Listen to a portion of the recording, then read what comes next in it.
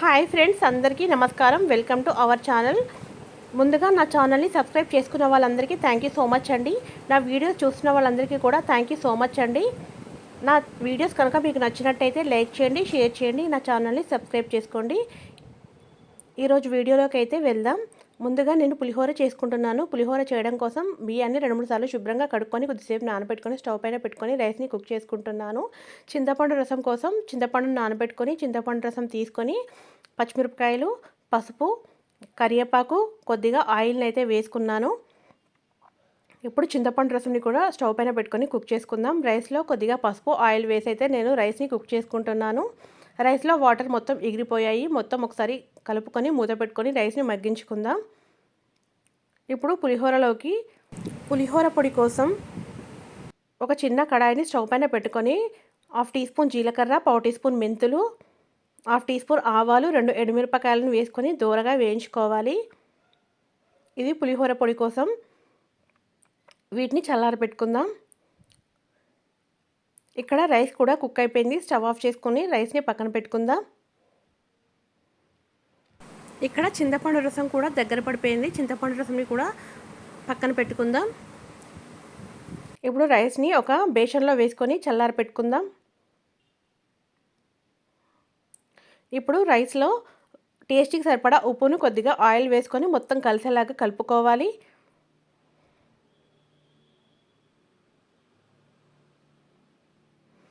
ఇప్పుడు జీలకర్ర, మెంతులు, ఆవాలను పొడి చేసుకుందాం. ఈ పొడి చేసుకుంటే మనకి పులిహోరలోకి పొడి రెడీ అయిపోతుంది. ఇప్పుడు చింతపండు రసంని రైస్లో వేసుకోవాలి. మనం దంచుకున్న జీలకర్ర, మెంతుల పొడి, ఆవాల పొడిని కూడా వేసుకోవాలి. వేసుకున్న తర్వాత మొత్తం కలిసేలాగా కలుపుకోవాలి.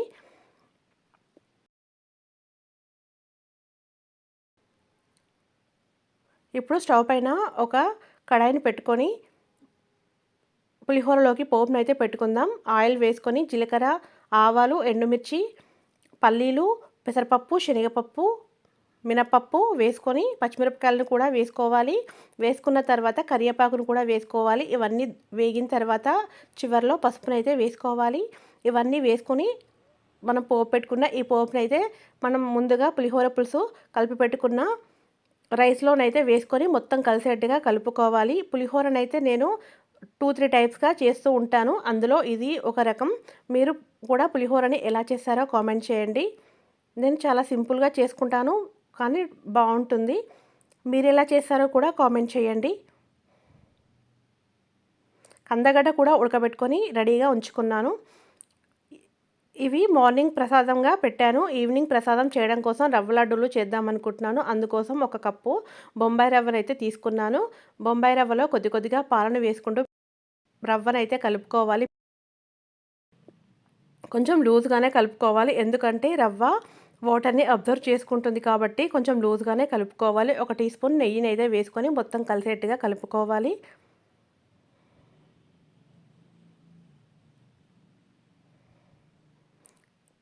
ఇలా కలుపుకొని రెడీగా ఉంచుకోవాలి.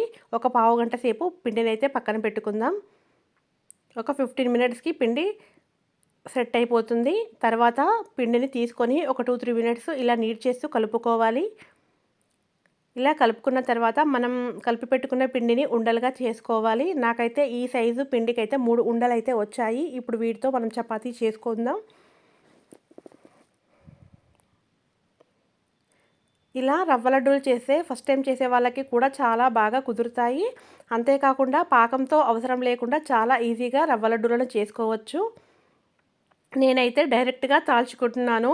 షాపింగ్ బోర్డ్ పైన పెట్టుకొని, మీకు ఒకవేళ చపాతీ కదలకపోతే ఆయిల్ అయినా లేదా పొడిపిండినైనా వేసుకొని చపాతీని రోల్ చేసుకోండి. ఇలా మరీ పల్చగా కాకుండా మరీ మందంగా కాకుండా ఇలా మీడియంగా చపాతీని అయితే రోల్ చేసుకోవాలి. రోల్ చేసుకున్న చపాతీలన్నింటినీ ఒక ప్లేట్లో వేసుకుందాం. అన్నీ అంటే 3 కదా, ఈ 3 ఉండలను చపాతీలు చేసుకున్న తర్వాత అన్ని చపాతీలను ఒకేసారి కాల్చుకుందాం.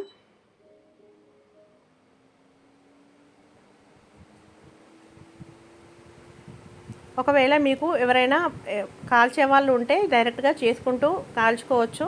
నేను ఒక్కదాన్నే ఉన్నాననేసి నేను అన్ని 3 చపాతీలు ఒకటేసారి చేసుకున్న తర్వాత ఒకేసారి కాల్చుకున్నాను. ఇలా చపాతీలను చేసుకొని రెడీగా ఉంచుకోవాలి. ఇప్పుడు స్టవ్ ఆన్ చేసుకొని స్టవ్ పైన ఒక పెనంని పెట్టుకొని పెనం వేడెక్కిన తర్వాత ఈ చపాతీలను అయితే కాల్చుకోవాలి. నెయ్యి వేసుకొని కాల్చుకోండి, చాలా టేస్టీగా ఉంటాయి.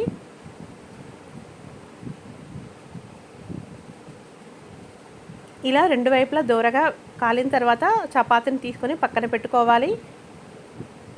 అలాగే మనం రోల్ చేసుకున్న చపాతీలను కాల్చుకోవాలి.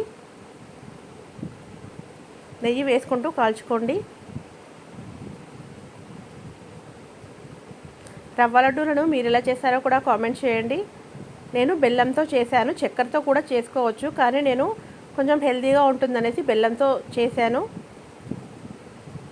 ఇలా చపాతీలన్నీ కాల్చుకొని రెడీగా ఉంచుకోవాలి. ఈ చపాతీలన్నింటినీ చిన్న చిన్న ముక్కలుగా బ్రేక్ చేసుకోవాలి. ఇలా బ్రేక్ చేసుకున్న చపాతీలను ఒక గిన్నెలో అయితే వేసుకోవాలి. అలాగే అన్ని చపాతీలను కూడా చిన్న చిన్న ముక్కలుగా బ్రేక్ చేసుకోవాలి. బ్రేక్ చేసుకున్న మొత్తం చపాతీలను ఒక గిన్నెలో అయితే వేసుకోండి. ఇప్పుడు బెల్లం అయితే వేసుకోవాలి. ఒక కప్పు రవ్వకి 3/4 కప్పు బెల్లం అయితే సరిపోతుంది. నేను కొంచెం స్వీట్గా కావాలనేసి ఒక కప్పు బెల్లం అయితే వేసుకున్నాను. తర్వాత 1/2 టీ స్పూన్ యాలకుల పొడి, కొద్దిగా నెయ్యిని అయితే వేసుకొని మొత్తం కలిసేట్టుగా ఇలా చేతితో ఫస్ట్ కలుపుకోండి. నెయ్యి వేసుకుంటే చాలా బాగుంటుంది. ఇలా మొత్తం కలుపుకున్న ఈ మిశ్రమాన్ని ఒక మిక్సీ జార్ తీసుకొని అందులో వేసుకోవాలి. ఇప్పుడు ఇదైతే మిక్సీ పట్టుకోవాలి. ఇలా మిక్సీ పట్టుకున్న ఈ రవ్వ బెల్లాన్ని ఒక గిన్నెలో అయితే వేసుకుందాం. అలాగే మరొక బ్యాచ్ కూడా మిక్సీ పట్టుకుందాం.